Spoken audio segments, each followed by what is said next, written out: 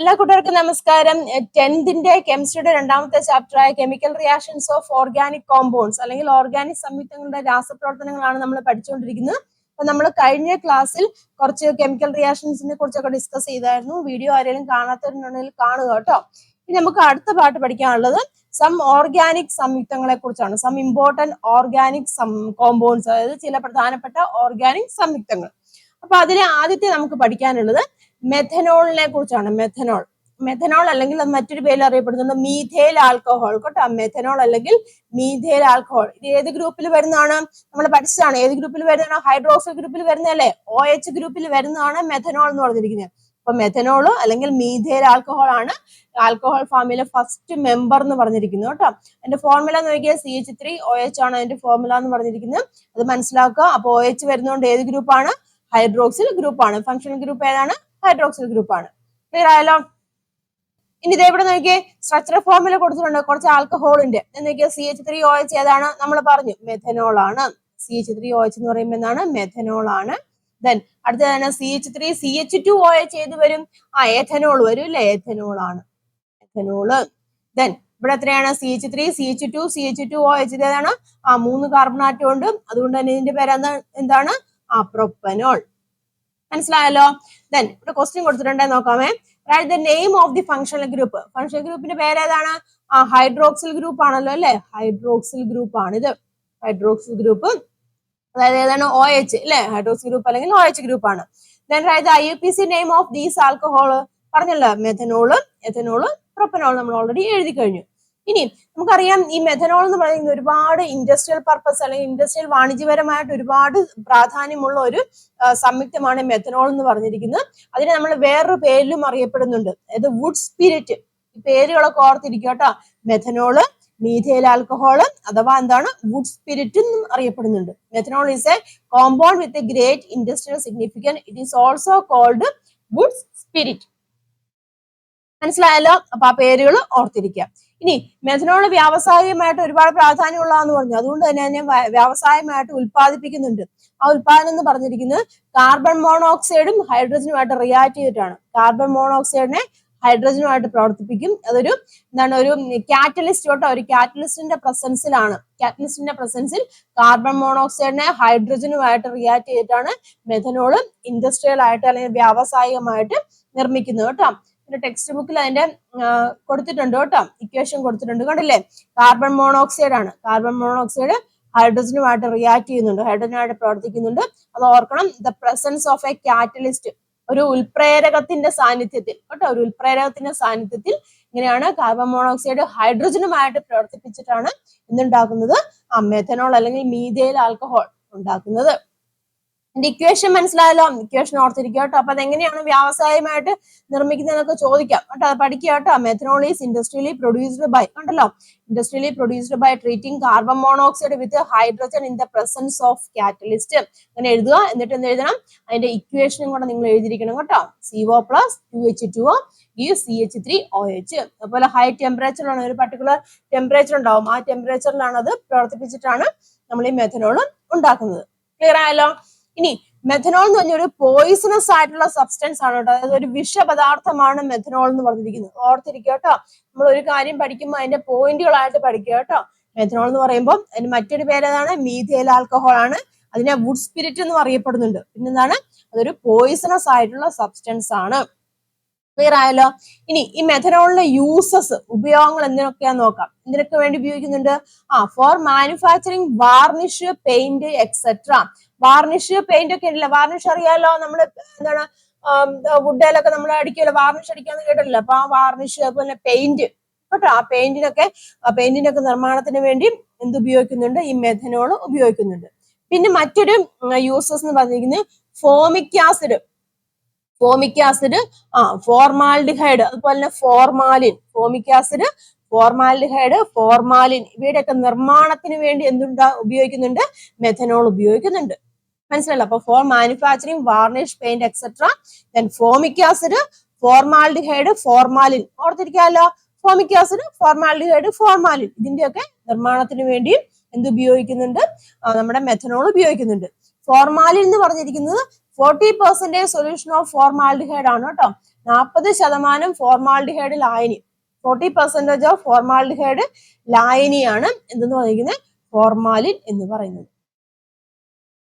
അപ്പൊ ഇത്രയും കാര്യങ്ങൾ മനസ്സിലായല്ലോ. അപ്പൊ നമുക്ക് മെഥനോളിനെ കുറിച്ച് എന്തൊക്കെ പറയാം? മെഥനോളിന്റെ മറ്റൊരു പേര് എന്താണ്? മീഥൈൽ ആൽക്കഹോൾ അല്ലെ, മീഥൈൽ ആൽക്കഹോൾ എന്നാണ് മെഥനോളിന്റെ മറ്റൊരു പേര് നമ്മൾ കണ്ടു. അതുപോലെ വേറൊരു പേരും ഉണ്ടല്ലോ, എന്താണ്? വുഡ് സ്പിരിറ്റ് അല്ലെ, വുഡ് സ്പിരിറ്റ് എന്നും അറിയപ്പെടുന്നുണ്ട്, വുഡ് സ്പിരിറ്റ് എന്ന് അറിയപ്പെടുന്നുണ്ട്. പിന്നെ അതിന്റെ നിർമ്മാണം എങ്ങനെയാണ്? Carbon dioxide react with hydrogen അല്ലെ, കാർബൺ ഡൈ ഓക്സൈഡ് ഹൈഡ്രജനായിട്ട് റിയാക്ട് ചെയ്തിട്ടാണ് നമ്മൾ മെഥനോൾ ഉണ്ടാക്കുന്നത് എന്ന് പറഞ്ഞു. In the presence of catalyst കേട്ടോ, in the presence of catalyst ഓർത്തിരിക്കുക. പിന്നെ മെഥനോൾ എന്ന് പറഞ്ഞാൽ ഒരു പോയിസണസ് ആയിട്ടുള്ള സബ്സ്റ്റൻസ് ആണ്, ഓർത്ത് കേട്ടോ, പോയിസണസ് ആയിട്ടുള്ള സബ്സ്റ്റൻസ് ആണ് മെഥനോൾ എന്ന് പറഞ്ഞിരിക്കുന്നത്. പിന്നെ അതിന്റെ യൂസസ് എഴുതാലോ, വാർണിഷ്, പെയിന്റ് നിർമ്മാണം, പിന്നെ എന്താണ്? Formic acid, formaldehyde and formalin. Clear ആയല്ലോ. ഫോർമാലിൻ എന്ന് പറയുമ്പോൾ എന്താണ്? 40% ഓഫ് ഫോർമാൽഡിഹൈഡ് ആണ് ഫോർമാലിൻ. പഠിച്ചല്ലോ. ഇത്രയും പോയിന്റുകൾ ഓർത്ത് വെച്ച് നോട്ട് ചെയ്ത് തന്നെ പഠിക്കുക. ഇനി നമുക്ക് അടുത്ത് പഠിക്കാനുള്ള ഓർഗാനിക് കോമ്പൗണ്ട് ആണ് എഥനോൾ കേട്ടോ. എഥനോൾ ഫോർമുല നോക്കിയ CH3CH2OH ആണ് എഥനോൾ എന്ന് പറഞ്ഞിരിക്കുന്നത്. ഈ എഥനോൾ എന്ന് പറഞ്ഞിരിക്കുന്നത് ഒരുപാട് വ്യാവസായിക പ്രാധാന്യമുള്ള മറ്റൊരു ആൽക്കഹോൾ ആണ് എഥനോൾ, അല്ലെങ്കിൽ മറ്റൊരു പേര് എന്താണ്? Ethyl alcohol. മെഥനോൾ അല്ലെങ്കിൽ മീഥൈൽ ആൽക്കഹോൾ എന്ന് പറഞ്ഞില്ല, അതുപോലെ തന്നെ എഥനോൾ അല്ലെങ്കിൽ ethyl alcohol is another industrially important ആയിട്ടുള്ള ഒരു കോമ്പൗണ്ട് ആണ് എന്തെന്ന് പറഞ്ഞിരിക്കുന്നത്, എഥനോൾ അല്ലെങ്കിൽ ഈഥൈൽ ആൽക്കഹോൾ. ഇനി എഥനോൾ അല്ലെങ്കിൽ ഈഥൈൽ ആൽക്കഹോൾ എങ്ങനെയാണ് വ്യാവസായികമായിട്ട് നിർമ്മിക്കുന്നതെന്ന് നമുക്ക് നോക്കാം. ഇത് വ്യാവസായികമായിട്ട് നിർമ്മിക്കുന്നത് മൊളാസസ് എന്ന് പറഞ്ഞിരിക്കുന്ന ഒരു കോമ്പൗണ്ട് ഉണ്ട്, അതിന്റെ ഫെർമെന്റേഷൻ പ്രക്രിയയാണ്. Ethanol is manufactured by the fermentation of molasses. ഓർത്തിരിക്കട്ടെ, വൺ വേർഡ് ആയിട്ട് ചോദിക്കുകയാണെങ്കിൽ നമുക്ക് എഴുതാം. എഥനോൾ അല്ലെങ്കിൽ ഈഥൈൽ ആൽക്കഹോൾ ഈസ് എങ്ങനെയാണ് ഉണ്ടാക്കുന്നത്? ഫെർമെന്റേഷൻ ഓഫ് മൊളാസസ്, മൊളാസസിന്റെ ഫെർമെന്റേഷൻ വഴിയാണ്. അപ്പൊ എന്താണ് ഈ മൊളാസസ് എന്ന് പറഞ്ഞാല്? മൊളാസസ് എന്ന് പറഞ്ഞിരിക്കുന്നത് നമുക്കറിയാം, പഞ്ചസാര എങ്ങനെയാണ് ഉണ്ടാക്കുന്നത്? കരിമ്പിൻ ജ്യൂസിൽ നിന്നാണ് പഞ്ചസാര ഉണ്ടാക്കുന്നത്. അപ്പൊ ഈ കരിമ്പിൻ ജ്യൂസിൽ നിന്നും പഞ്ചസാര ഉണ്ടാക്കുമ്പോൾ പഞ്ചസാരയുടെ ക്രിസ്റ്റൽസുകളൊക്കെ ഉണ്ടല്ലോ, ക്രിസ്റ്റൽസുകളൊക്കെ വേർതിരിക്കും. കരിമ്പിൻ ജ്യൂസിൽ നിന്നും പഞ്ചസാരയുടെ ക്രിസ്റ്റൽസിനെ വേർതിരിക്കുമ്പോൾ അവിടെ അവശേഷിക്കുന്ന ഹൈ കോൺസെൻട്രേഷൻ കേട്ടോ, ഹൈ കോൺസെൻട്രേറ്റഡ് ആയിട്ടുള്ള ഹൈ കോൺസെൻട്രേഷൻ ഉണ്ടാവും. അതുപോലെ ഹൈ വിസ്കസ് കേട്ടോ, വിസ്കസ് എന്ന് വെച്ചാൽ എന്താണ്? കൊഴുത്ത കേട്ടോ, കോൺസെൻട്രേഷൻ സാന്ദ്രത കൂടിയതും അതുപോലെ തന്നെ കൊഴുത്ത ഒരു ലായനിയാണ് എന്തെന്ന് പറഞ്ഞിരിക്കുന്നത്? ഈ മൊളാസസ് എന്ന് പറയുന്നത്. മൊളാസസ് മനസ്സിലായല്ലോ, ക്ലിയർ ആയാ പറഞ്ഞത്? അപ്പൊ കരിമ്പിൻ ജ്യൂസിൽ നിന്ന് പഞ്ചസാരയെ നമ്മൾ പഞ്ചസാര ക്രിസ്റ്റലിനെ വേർതിരിക്കുമ്പോൾ അവിടെ അവശേഷിക്കുന്ന വസ്തുവാണ് അതായത് മൊളാസസ് എന്ന് പറഞ്ഞിരിക്കുന്നത്. ഹൈ കോൺസെൻട്രേഷൻ ആണ്, ഹൈ വിസ്കസും ആണ്. ആ മൊളാസസിനെ ഫെർമെന്റേഷൻ നടത്തിയാണ് എന്ത് നിർമ്മിക്കുന്നത്? എഥനോള് നിർമ്മിക്കുന്നത്. ക്ലിയർ ആയല്ലോ? നോക്കിയേ, ethanol is manufactured by the fermentation of molasses. During the production of sugar from sugarcane, a viscous, കണ്ടില്ലേ, viscous concentrated sugar solution is left behind after the separation of sugar crystal. This solution is known as molasses. Clear ആയല്ലോ? എന്താണ് molasses എന്നുള്ളത് ഓർത്തിരിക്കുക കേട്ടോ. അപ്പം ഈ മൊളാസസിനെ fermentation നടത്തിയാണ് എന്തുണ്ട് ഉത്പാദിപ്പിക്കുന്നത്? എഥനോൾ ഉത്പാദിപ്പിക്കുന്നത്. ഈ മൊളാസസിനെ എന്ത് ചെയ്യും എന്ന് വെച്ചാൽ ഡയലൂട്ട് ചെയ്യും. ഡയലൂട്ട് ചെയ്തിട്ട് ഇപ്പം ഹൈ വിസ്കസ് ആയിട്ടുള്ള ഹൈ കോൺസെൻട്രേറ്റഡ് ആയിട്ടുള്ള മൊളാസസ് ആണല്ലോ നമുക്ക് കിട്ടിയത്, അതിനെ ഡയലൂട്ട് ചെയ്യും. ഡയലൂട്ട് ചെയ്തിട്ട് അത് ഡയലൂട്ട് മൊളാസസിനെ എന്ത് ചെയ്യും? ഡയലൂട്ട് ചെയ്യും. ഡയലൂട്ട് ചെയ്തിട്ട് അതിലേക്ക് നമ്മൾ പിന്നെ ഈസ്റ്റ് ആഡ് ചെയ്യും. മനസ്സിലായല്ലോ? അതിലേക്ക് ഈസ്റ്റ് ആഡ് ചെയ്യും. ഡയലൂട്ട് ചെയ്തിട്ട് പ്ലസ് ഈസ്റ്റ് കേട്ടോ, അതിലേക്ക് ഈസ്റ്റ് ആഡ് ചെയ്യും. ക്ലിയർ ആയല്ലേ? എന്നിട്ട് ഫെർമെന്റേഷൻ നടത്തിയാണ് എന്തുണ്ടാക്കുന്നത്? ഈ എഥനോൾ ഉണ്ടാക്കുന്നത്. ക്ലിയർ ആയല്ലോ? അപ്പം ഈ നമ്മൾ ഈസ്റ്റ് ആഡ് ചെയ്യുമ്പോൾ എന്ത് സംഭവിക്കുന്നു വെച്ചാൽ ഈസ്റ്റിൽ ഒരു എൻസൈം ഉണ്ട്. അവിടെ ഇക്വേഷൻ കൊടുത്തിട്ടുണ്ടല്ലോ, ഈസ്റ്റിൽ ഒരു എൻസൈം ഉണ്ട്. ഷുഗർ സൊല്യൂഷൻ ആണ് മൊളാസസ് എന്ന് പറഞ്ഞിരിക്കുന്നത്. അതിനെ നമ്മൾ ഡയലൂട്ട് ചെയ്ത് വെള്ളം ചേർത്ത് കഴിയുമ്പോൾ എന്ത് സംഭവിക്കും? ഡയലൂട്ട് ആവും. ദെൻ അതിലേക്ക് നമ്മൾ ഈസ്റ്റ് ആഡ് ചെയ്യും. ഈസ്റ്റിൽ ഒരു എൻസൈം ഉണ്ട്, ഇൻവെർട്ടൈസ് എന്ന് പറഞ്ഞിരിക്കുന്ന എൻസൈം ഉണ്ടല്ലേ, ഇൻവെർട്ടൈസ് എന്ന് പറഞ്ഞ എൻസൈം ഉണ്ട്. ആ എൻസൈം ഈ ഷുഗർ സൊല്യൂഷനെ എന്താക്കി മാറ്റും? ഗ്ലൂക്കോസും ഫ്രക്ടോസും ആക്കി മാറ്റും. മനസ്സിലായോ? ഗ്ലൂക്കോസും ഫ്രക്ടോസും ആയിട്ട് മാറ്റുവാണ് ചെയ്യുന്നത്. ഫസ്റ്റ് റിയാക്ഷൻ മനസ്സിലായല്ലോ? അതിനുശേഷം ഗ്ലൂക്കോസും ഫ്രക്ടോസും ആയിട്ട് മാറ്റും. അതിനുശേഷം ആ ഗ്ലൂക്കോസിന് അല്ലെങ്കിൽ ഫ്രക്ടോസിന് എന്താണ് പിന്നെ ഒരു എൻസൈം ഉണ്ട്, വേറെ എൻസൈം ആയിട്ടുള്ള സൈമേഴ്സ് എന്നൊരു എൻസൈം ഉണ്ട്. ആ സൈമേഴ്സ് അതിനെ എഥനോൾ ആക്കി മാറ്റുവാണ് ചെയ്യുന്നത്. ഈ ഒരു പ്രോസസ്സ് വഴിയാണ് എഥനോൾ നിർമ്മിക്കുന്നത്. നമുക്ക് ഒറ്റ വാക്കിൽ പറയാം, ethanol is manufactured by the fermentation of molasses. അപ്പൊ മൊളാസസ് എന്താന്ന് അറിഞ്ഞിരിക്കുക. മൊളാസസ് എന്ന് പറഞ്ഞിരിക്കുന്നത് എന്താണ്? കരിമ്പിൻ ജ്യൂസിൽ നിന്നും പഞ്ചസാരനെ നമ്മൾ സെപ്പറേറ്റ് ചെയ്യുമ്പോൾ അവിടെ കിട്ടുന്ന ഹൈ വിസ്കസ് ആയിട്ടുള്ള ഹൈ കോൺസെൻട്രേറ്റ് ആയിട്ടുള്ള സൊല്യൂഷൻ ആണ് മൊളാസസ് എന്ന് പറഞ്ഞിരിക്കുന്നത്. ആ മൊളാസസിനെ ഡയലൂട്ട് ചെയ്തിട്ട് അതിലേക്ക് ഈസ്റ്റ് ആഡ് ചെയ്തിട്ട് എന്താണ്, അപ്പൊ അതിലുള്ള ഒരു എൻസൈം ഉണ്ട്, ഇൻവെർട്ടൈസ് ഗ്ലൂക്കോസും ഫ്രക്ടോസും ആയിട്ട് മാറ്റും. പിന്നെ എന്ത് സംഭവിക്കും, ഗ്ലൂക്കോസും ഫ്രക്ടോസും, പിന്നെ വേറെ എൻസൈം ഉണ്ട് സൈമേസ്. ആ സൈമേസ് ഉപയോഗിച്ചിട്ട് എന്താണ് അതിനെ എഥനോൾ ആക്കി കൺവേർട്ട് ചെയ്യുകയാണ് ചെയ്യുന്നത്. ക്ലിയർ ആയല്ലോ? ഇതാ ഇവിടെ കൊടുത്തിട്ടുണ്ട് നോക്കിയേ. The fermentation is carried out by adding yeast to the dilute molasses. കണ്ടില്ലേ, ഡയലൂട്ട് മൊളാസസിലേക്ക് ഈസ്റ്റ് ആഡ് ചെയ്തു. The enzyme invertase present in ഈസ്റ്റിലുള്ള എൻസൈം ആണ് കേട്ടോ ഇൻവെർട്ടൈസ് എന്ന് പറഞ്ഞിരിക്കുന്നത്. അത് എന്താണ്, converts sugar solution to glucose and fructose. Sugar solution എന്താക്കി മാറ്റുന്നുണ്ട്, ഗ്ലൂക്കോസും ഫ്രക്ടോസും ആയിട്ട് മാറ്റുന്നുണ്ട്. ഓക്കെ ആണല്ലോ. ഇനി വേറെ എൻസൈം ആയിട്ടുള്ള സൈമേസ് ഉണ്ട്. സൈമേസ് എന്നാണ് ആ ഗ്ലൂക്കോസിനെ ഫ്രക്ടോസിനെ എഥനോൾ ആക്കി മാറ്റുന്നത്. എളുപ്പമല്ലേ? അപ്പൊ ഡയലൂട്ട് ആയിട്ടുള്ള മൊളാസസിലേക്ക് ഈസ്റ്റ് ആഡ് ചെയ്യുന്നുണ്ട്. ഈസ്റ്റിലെ എൻസൈം ആയിട്ടുള്ള ഇൻവെർട്ടൈസ് ഗ്ലൂക്കോസും ഫ്രക്ടോസും ആയിട്ട് മാറ്റുന്നുണ്ട്. ആ ഗ്ലൂക്കോസിനെ ഫ്രക്ടോസിനെ മറ്റൊരു എൻസൈം ആയിട്ടുള്ള സൈമേസ് കണ്ടോ, സൈമേസ് എന്താക്കി മാറ്റുന്നുണ്ട്, എഥനോൾ അല്ലെങ്കിൽ ഈഥൈൽ ആൽക്കഹോൾ ആക്കി മാറ്റും. ഇതാണ് ഇതിന്റെ ഇക്വേഷൻ. പഠിക്കണം കേട്ടോ. ഇൻഡസ്ട്രിയൽ പ്രിപ്പറേഷൻ ഓഫ് എഥനോൾ ചോദിച്ചാൽ എങ്ങനെയാണ് manufacture by the fermentation of molasses പറയുക, പിന്നെ ഈ കാര്യങ്ങളൊക്കെ പറയുക, ദെൻ ഇക്വേഷനും എഴുതുക. മനസ്സിലായല്ലോ? That is a process. ഇത് കൃത്യമായിട്ട് പഠിക്കുക കേട്ടോ. അപ്പൊ നമുക്കിവിടെ എഥനോൾ കിട്ടി. ഈ എഥനോൾ നമുക്കിവിടെ കിട്ടി, മനസ്സിലായല്ലോ? നമ്മൾ മൊളാസസിനെ ഫെർമെന്റേഷൻ നടത്തി എഥനോൾ കിട്ടി. ആ എഥനോളിലും 8 to 10% ഓഫ് എഥനോൾ, അത് 8 തൊട്ട് 10% വരെ കോൺസെൻട്രേഷൻ ഉള്ള എഥനോളിനെ നമ്മളൊരു പേര് പറയും, വാഷ് എന്നാണ് പറയുന്നത്. മനസ്സിലായോ? അപ്പൊ ഇവിടെ നമുക്ക് എഥനോൾ കിട്ടി. അപ്പൊ ഇതിന്റെ ഫലമായിട്ട് ലഭിക്കുന്ന ഈ ഇങ്ങനെ എഥനോൾ കിട്ടി. അതിൽ 8 to 10% ഉള്ള എന്താണ്, ഗാഢതയുള്ള അല്ലെങ്കിൽ കോൺസെൻട്രേഷൻ ഉള്ള എഥനോളിനെ നമ്മൾ എന്ത് പറയും, വാഷ് എന്ന് പറയും. പേരുകളൊക്കെ ഓർത്തിരിക്കും കേട്ടോ. എന്താണ് പറയുന്നത്, വാഷ് എന്നാണ് പറയുന്നത്. പിന്നെ റിപ്പീറ്റ് ചെയ്ത് പറയുന്നത് ഈ കൂട്ടത്തിൽ തന്നെ പഠിച്ചു പോകാനാണ് കേട്ടോ. അതാണ് ഏറ്റവും ബെറ്റർ. ഇനി നമുക്കിവിടെ വാഷ് കിട്ടി. ഇനി ഈ വാഷിനെ നമ്മൾ ഫ്രാക്ഷണൽ ഡിസ്റ്റിലേഷൻ ചെയ്യും കേട്ടോ. ഫ്രാക്ഷണൽ ഡിസ്റ്റിലേഷൻ എന്ന് പറഞ്ഞാൽ എന്താണ്, ആംശിക സ്വേദനം എന്ന് പറയും അല്ലെ, ആംശിക സ്വേദനം എന്ന് പറയും കേട്ടോ. ആംശിക സ്വേദനം. ഫ്രാക്ഷണൽ ഡിസ്റ്റിലേഷൻ നടത്തി, ഫ്രാക്ഷണൽ ഡിസ്റ്റിലേഷൻ നടത്തുമ്പോൾ നമുക്ക് 95.6% കോൺസെൻട്രേഷൻ ഉള്ള എഥനോൾ കിട്ടും. അതിനെ നമ്മളൊരു പേര് പറയും റെക്ടിഫൈഡ് സ്പിരിറ്റ് എന്നാണ് പറയുന്നത്. അപ്പൊ നമുക്ക് എഥനോൾ കിട്ടി. 8 to 10% എഥനോളിനെ നമ്മൾ വാഷ് എന്ന് പറയും. ദെൻ വാഷിനെ പിന്നെ എന്താണ്, ഫ്രാക്ഷണൽ ഡിസ്റ്റിലേഷൻ അല്ലെങ്കിൽ ആംശിക സ്വേദനം നടത്തുമ്പോൾ നമുക്ക് അവിടെ എന്ത് കിട്ടും, 95.6% ഓഫ് എഥനോൾ കിട്ടും. അതിനെ നമ്മൾ ഒരു പേര് പറയും റെക്ടിഫൈഡ് സ്പിരിറ്റ്. ഓക്കെ ആണല്ലോ. ഇനി 100% കോൺസെൻട്രേഷൻ ഉള്ള എഥനോളിനെ നമ്മൾ പറയുന്ന പേരാണ് ആബ്സല്യൂട്ട് ആൽക്കഹോൾ എന്ന് പറയും.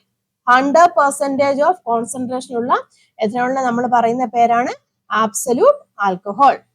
ഓക്കെ ആണല്ലോ. അപ്പൊ നമുക്ക് 100% ഓഫ് കോൺസെൻട്രേഷൻ ഉള്ള എഥനോൾ കിട്ടി. അതിനെ നമ്മൾ ആബ്സല്യൂട്ട് ആൽക്കഹോൾ എന്നാണ് പറഞ്ഞിരിക്കുന്നത്.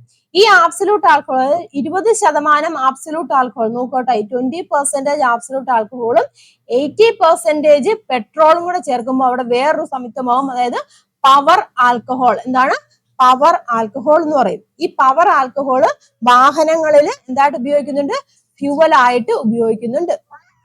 അപ്പൊ മനസ്സിലായല്ലോ? പവർ ആൽക്കഹോൾ എന്ന് പറഞ്ഞാൽ എന്താണ്, 20% ഓഫ് ആബ്സല്യൂട്ട് ആൽക്കഹോളും 80% ഓഫ് പെട്രോളും കൂടെ ചേർന്ന് കഴിഞ്ഞാൽ അവിടെ എന്താണ് നമുക്ക് കിട്ടുന്ന ഒരു ഫ്യൂവൽ കിട്ടും. ആ ഫ്യൂവലിനെ നമ്മൾ പറയുന്ന പേരാണ് പവർ ആൽക്കഹോൾ എന്ന് പറയും. അത് വാഹനങ്ങളിൽ നമ്മൾ എന്തിനായിട്ട് ഉപയോഗിക്കുന്നുണ്ട്, ഫ്യൂവൽ ആയിട്ട് ഉപയോഗിക്കുന്നുണ്ട്. ക്ലിയർ ആയല്ലോ?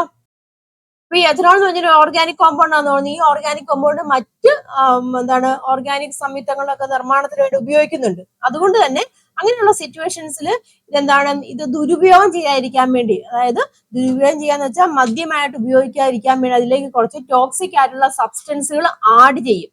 മനസ്സിലായല്ലോ പറഞ്ഞത്? എഥനോള് ഒരു മദ്യമായിട്ട് ഉപയോഗിക്കാതിരിക്കാൻ അല്ലെങ്കിൽ ബിവറേജ് ആയിട്ട് ഉപയോഗിക്കാൻ വേണ്ടി അതിലേക്ക് വളരെയധികം ടോക്സിക് ആയിട്ടുള്ള കുറച്ച് സബ്സ്റ്റൻസ് ആഡ് ചെയ്യും. അതായത് മെഥനോള്, പിരിഡിൻ അല്ലെങ്കിൽ റബ്ബർ ഡിസ്ലേറ്റ് പോയിട്ടുള്ള കുറച്ച് ടോക്സിക് ആയിട്ടുള്ള സബ്സ്റ്റൻസുകൾ അതിലേക്ക് ആഡ് ചെയ്യുമ്പോൾ അതെന്തായിട്ട് മാറും, പോയിസണസ് ആയിട്ടുള്ള സബ്സ്റ്റൻസ് ആയിട്ട് മാറും. നമ്മൾ പഠിച്ചതാണ് മെഥനോൾ എന്ന് പറഞ്ഞാൽ എന്താണ്, പോയിസണസ് ആണെന്ന് പറഞ്ഞു. മനസ്സിലായല്ലോ? അപ്പം അതായത് എഥനോൾ ഒരുപാട് വ്യാവസായികമായിട്ടുള്ള ഉൽപ്പന്നങ്ങൾക്ക് ഉപയോഗിക്കേണ്ടതായിട്ടുള്ളത്, അതിന് അവൈലബിലിറ്റി ഉണ്ട്. അപ്പൊ അത് ബിവറേജ് ആയിട്ട് മിസ്യൂസ് ചെയ്യാതിരിക്കാൻ വേണ്ടി അതിലേക്ക് സം ടോക്സിക് ആയിട്ടുള്ള സബ്സ്റ്റൻസ് ആഡ് ചെയ്യും. Methanol, pyridine, rubber distillate. മനസ്സിലായല്ലോ? അപ്പം അങ്ങനെ ആഡ് ചെയ്യുമ്പോൾ കിട്ടുന്ന ആ എഥനോളിനെ നമ്മൾ പറയുന്ന പേരാണ് ഡീനാച്ചുവേർഡ് സ്പിരിറ്റ് എന്നാണ് പറയുന്നത്. ഡീനാച്ചുവേർഡ് സ്പിരിറ്റ് എന്ന് പറയും. ക്ലിയർ ആയല്ലോ? അത് കുടിച്ചു കഴിഞ്ഞാൽ പോയിസണസ് ആണ്, നമുക്ക് അപകടം സംഭവിക്കും. അപ്പം ഇങ്ങനെ ബിവറേജ് ആയിട്ട് ഉപയോഗിക്കാതിരിക്കാൻ വേണ്ടി അതിലേക്ക് ടോക്സിക് ആയിട്ടുള്ള സബ്സ്റ്റൻസ് ആഡ് ചെയ്യും. അപ്പൊ അങ്ങനെ കിട്ടുന്ന എഥനോളിനെ നമ്മൾ എന്ത് പേര് പറയും? ഡീനാച്ചുറേഡ് സ്പിരിറ്റ് എന്ന് പറയും. അപ്പൊ ഡീനേച്ചർ ചെയ്ത്, അതായത് എന്താണ്, മെഥനോൾ ആഡ് ചെയ്ത് ഡീനേച്ചർ ചെയ്ത് കഴിയുമ്പോൾ അങ്ങനെ കിട്ടുന്ന എഥനോളിനെ നമ്മൾ പറയുന്ന പേരാണ് മെഥിലേറ്റഡ് സ്പിരിറ്റ് എന്നാണ് പറയുന്നത് കേട്ടോ. മെഥിലേറ്റഡ് സ്പിരിറ്റ്. ക്ലിയർ ആയോ? മെഥിലേറ്റഡ് സ്പിരിറ്റ് എന്ന് പറയും. ഇതെല്ലാം ഓരോരോ പോയിന്റുകളായിട്ട് നിങ്ങൾ പഠിക്കണം കേട്ടോ. നമുക്കറിയാം വാഷ്, ആദ്യമേ നമുക്ക് എന്താണ് വാഷ് എന്ന് പറഞ്ഞാൽ എന്താണ്? 8 to 10% എഥനോൾ കേട്ടോ. 8 to 10% എഥനോൾ ആണ് വാഷ് എന്ന് പറഞ്ഞിരിക്കുന്നത്. ദെൻ പിന്നെന്താണ്, അതിനെ ഫ്രാക്ഷണൽ ഡിസ്റ്റിലേഷൻ ചെയ്യും. ഫ്രാക്ഷണൽ ഡിസ്റ്റിലേഷൻ ചെയ്യുമ്പോൾ നമുക്ക് എന്ത് കിട്ടും?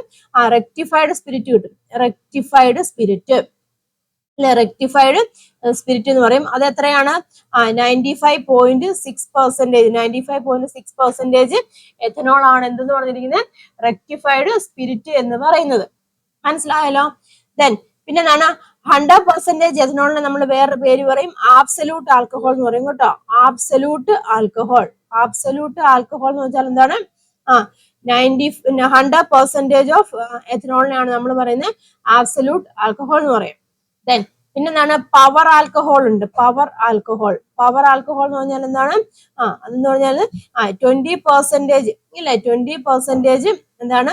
Absolute alcohol. 20% ആബ്സല്യൂട്ട് ആൽക്കഹോളും പിന്നെ എന്താണ് 80% പെട്രോളും ഇല്ല, 80% പെട്രോളും കൂടെ വരുമ്പോൾ അത് എന്തായിട്ട് മാറും? പവർ ആൽക്കഹോൾ ആയിട്ട് മാറും. ക്ലിയർ ആയല്ലോ? പിന്നെന്താണ്, ഡീനാച്ചുറേഡ് സ്പിരിറ്റ് എന്ന് പറയും ഇല്ലേ. ഡീനാച്ചുറേഡ് സ്പിരിറ്റ് എന്ന് പറഞ്ഞാൽ എന്താണ് ഉദ്ദേശിക്കുന്നത്? അതിലേക്ക് കുറച്ച് ടോക്സിക് ആയിട്ടുള്ള സബ്സ്റ്റൻസ് ആഡ് ചെയ്യും. അതായത് എഥനോളിലേക്ക് കുറച്ച് ടോക്സിക് ആയിട്ടുള്ള സബ്സ്റ്റൻസ് ആഡ് ചെയ്യുമ്പോൾ നമുക്ക് എന്ത് കിട്ടും? ഡീനാച്ചുറേഡ് സ്പിരിറ്റ് കിട്ടും. അതെന്താണ്? പോയിസണസ് ആണ്. ക്ലിയർ ആയല്ലോ? ഇനി അടുത്തെന്താണ് പറഞ്ഞത്? മെഥിലേറ്റഡ് സ്പിരിറ്റ് എന്ന് പറയും. മെഥിലേറ്റഡ് സ്പിരിറ്റ് അല്ലെ, മെഥിലേറ്റഡ് സ്പിരിറ്റ് എന്ന് പറഞ്ഞാൽ എന്താണ്? ഡീനാച്ചുറിങ് ചെയ്ത്, അതായത് എന്താണ്, എഥനോളിലേക്ക് മെഥനോൾ ആഡ് ചെയ്യും ഇല്ലേ. എഥനോള് പ്ലസ് മെഥനോൾ ആഡ് ചെയ്യുമ്പോൾ എന്ത് കിട്ടും? അവിടെ കിട്ടുന്ന ഡീനാച്ചുറേഡ് സ്പിരിറ്റ് ആണ്. അപ്പം ഈ ഒരു കാര്യങ്ങളാണ്, ഈ പറഞ്ഞിരിക്കുന്ന കാര്യങ്ങളാണ് ഇവിടെ എഴുതിയിരിക്കുന്നത്. അപ്പം നിങ്ങൾ ഈ പോയിന്റുകളായിട്ട് പഠിക്കുക കേട്ടോ. എഴുതി തന്നെ പഠിക്കുക. വാഷ് എന്ന് പറഞ്ഞാൽ 8 to 10% എഥനോളാണ്. റെക്ടിഫൈഡ് സ്പിരിറ്റ് എന്താണെന്ന് മനസ്സിലാക്കുക.